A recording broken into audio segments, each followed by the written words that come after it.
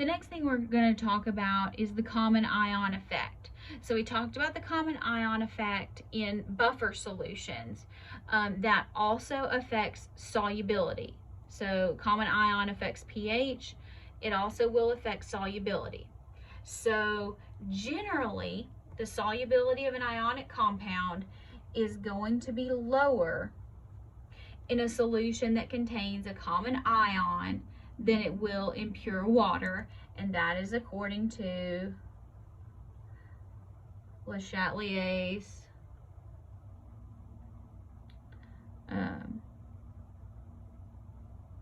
principle. I think that's supposed to be a T. I spelled that wrong, but anyway, Le Chatelier's principle. You know what I mean. Bad speller.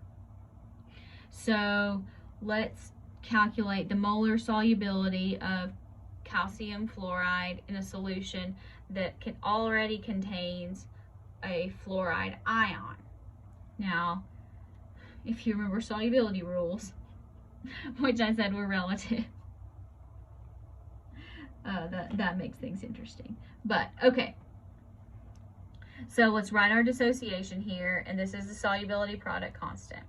So CaF2 is going to dissociate into calcium ions and 2 fluoride ions. Our expression for KSP would then be calcium and fluoride squared. All right, this is a solid, so it doesn't matter. So we do our ice table here. Now, in solubility, we use S's, not X's. So initially, we don't have any calcium, but we do have fluoride. We have 0.1 molars fluoride. Now, this is going to gain molar solubility. This is going to gain 2 molar solubility.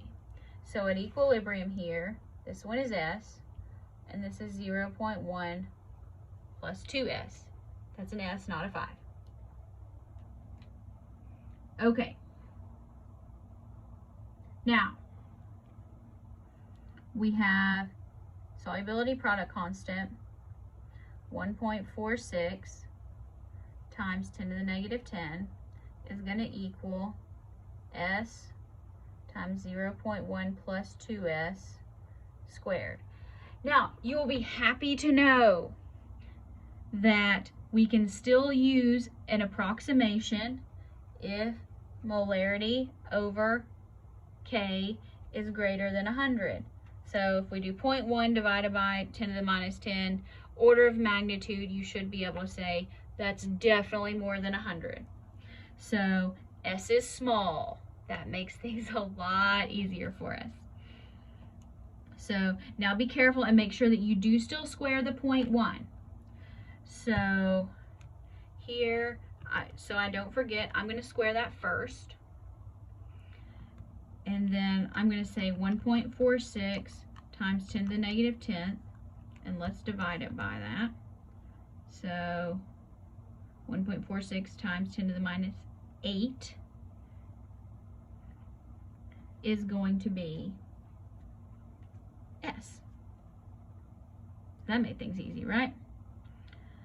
So 1.46 times 10 to the minus 8.